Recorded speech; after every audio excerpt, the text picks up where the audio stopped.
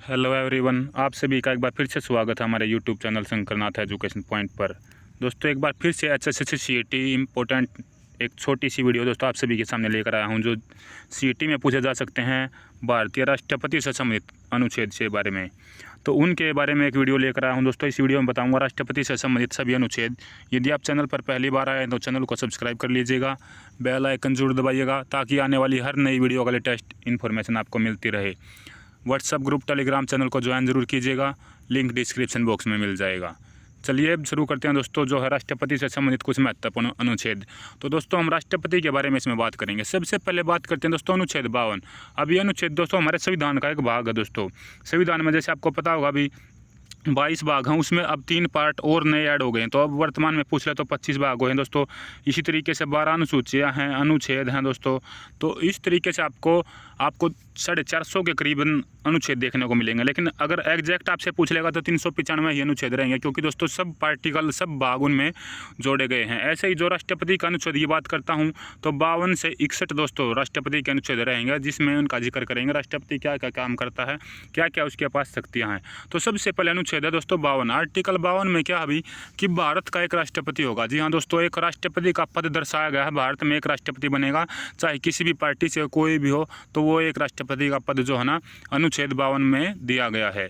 उसके बाद बात करता हूँ अनुच्छेद 53 दोस्तों। अनुच्छेद 53 में क्या कहा गया है, कार्यपालिका की शक्ति राष्ट्रपति में निहित होगी।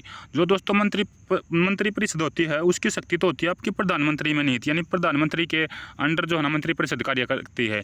लेकिन जो कार्यपालिका होती है दोस्तों, एग्जीक्यूटिव सिस्टम जो होता है, वो भारत के राष्ट्रपति में उसकी शक्ति निहित होती है। तो राष्ट्रपति को दोस्तों क्या है, राष्ट्रपति उनसे सलाह भी लेता है, कई बार उनको बताता भी कि इस तरीके से काम करना है, क्या करना है। तो जो कार्यपालिका की शक्ति है, अभी जो डिसीजन जो है वो हमारे रहेगा राष्ट्रपति के हाथों में।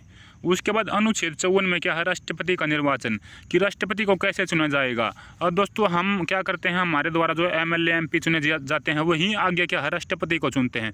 तो हम डायरेक्ट जो है ना राष्ट्रपति के इलेक्शन में वोट नहीं करते। बहुत बार पूछ भी लिया जाता है कि इनमें से आप किसको चुनते हैं, डायरेक्ट इलेक्शन किसका होता है। तो बहुत बार आपको ऑप्शन मिलेंगे राष्ट्रपति, उपराष्ट्रपति, MP, इस तरीके से दोस्तों आपके जो है ना ऑप्शन मिलते हैं। तो आपको देखना वहाँ पर कि हम राष्ट्रपति उपराष्ट्रपति के इलेक्शन में वोट नहीं डालते हैं। तो इस तरीके से आपको ऑप्शंस में पहचानना होगा। तो राष्ट्रपति का निर्वाचन बताया गया। इसमें क्या दोस्तों, हमारे संसद में जितने भी MLA MP और राज्य की विधानसभाओं में जितने बैठते हैं उनके जो है ना उनके वोट पड़ते हैं आपके राष्ट्रपति के इलेक्शन में। तो हमारे द्वारा जो चुने गए प्रतिनिधि हैं वो राष्ट्रपति के इलेक्शन में वोट डालते हैं। उसके बाद अगला क्या अभी अनुच्छेद 56 है, राष्ट्रपति की पदावधि। तो दोस्तों राष्ट्रपति का कार्यकाल बताया गया है अनुच्छेद 56 में कि राष्ट्रपति का कितना कार्यकाल होगा। तो आप सभी को पता ही है हमारे यहाँ पर राष्ट्रपति का कार्यकाल होता है अभी 5 साल। 5 साल के बाद यदि बीच में भी कोई इस्तीफा दे दे तो 6 महीने के तुरंत बाद 6 महीने में यानी कि इलेक्शन हो जाना अनिवार्य, चाहे किसी भी पद पर हो भारत में, छोटी से लेकर बड़ी जो पोस्ट है उन पर 6 महीने में इलेक्शन हो जाता है। तो राष्ट्रपति की दोस्तों क्या है अभी जो पदावधि बताई गई है 5 साल होगी, आर्टिकल 56 के अनुसार ये बताई गई है। उसके बाद बात करता हूँ आर्टिकल 58 में राष्ट्रपति का निर्वाचित होने की योग्यताएं। जो राष्ट्रपति के जो एलिजिबिलिटी हैं दोस्तों वो क्या क्या होंगी, यानी कि योग्यताएं, पढ़ा लिखा होना चाहिए, शिक्षित होना चाहिए दोस्तों, भारत का नागरिक होना चाहिए। इस तरीके की योग्यताएं जो है ना वे अनुच्छेद 58 में बताई गई हैं भारत के राष्ट्रपति पर।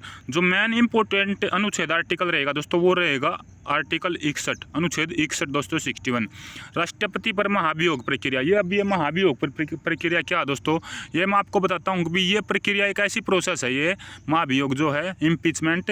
तो दोस्तों ये राष्ट्रपति को अपने पद से हटाने की जो प्रक्रिया, यानी कि राष्ट्रपति ने कुछ गलत काम किया हो दोस्तों और वो क्या अभी इस्तीफा भी ना दे रहा हो तो संसद में ये भी महाभियोग प्रक्रिया चलाई जाती है। पूछ भी लिया जाता है कई बार महाभियोग प्रक्रिया कहाँ चलती है, कौन से सदन में चलती है।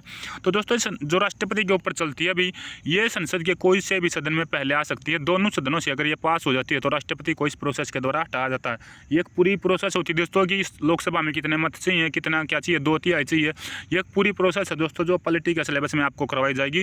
तो राष्ट्रपति पर महाभियोग की प्रक्रिया मेन मैं आपको मोटिव बताता हूँ, इसके द्वारा राष्ट्रपति को हटाया जाता है। बस ये ध्यान रखिएगा आप। अनुच्छेद 61 बहुत बार पूछा जाता है, इम्पीचमेंट किस आर्टिकल के अंदर आता है, महाभियोग किस आर्टिकल के अंदर आता है। तो 61 आर्टिकल नंबर ध्यान रखिएगा, महाभियोग आता है। उसके बाद अनुच्छेद 72 समाधान की शक्ति। तो दोस्तों राष्ट्रपति के पास एक पैडन पावर होता है भी समाधान की शक्ति। अगर किसी भी जो है ना दोस्तों जो मुजलिम वगैरह को अगर निर्दोष है वो और उसे जो दोषी दिया गया है और उसको फांसी की सज़ा सुनाई गई है, तो वो क्या है भी एक रिट लगा सकता है कि याचिका लगा सकता है राष्ट्रपति के सामने कि मुझे गलत तरीके से इस तरीके से फंसाया गया है। पहले तो दोस्तों देखिए, अगर सुप्रीम कोर्ट हाई कोर्ट फांसी देते हैं तो सुप्रीम कोर्ट में मामला जाता है।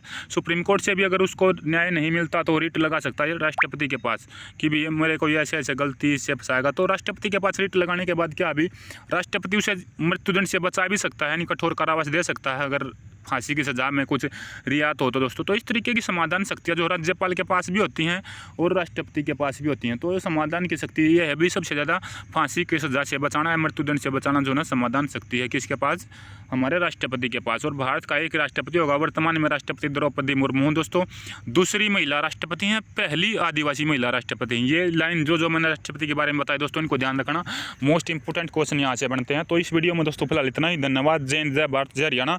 जानकारी अच्छी लगी हो तो दोस्तों चैनल को सब्सक्राइब कर दीजिएगा, वीडियो को ज़्यादा से ज़्यादा शेयर कर देना। धन्यवाद।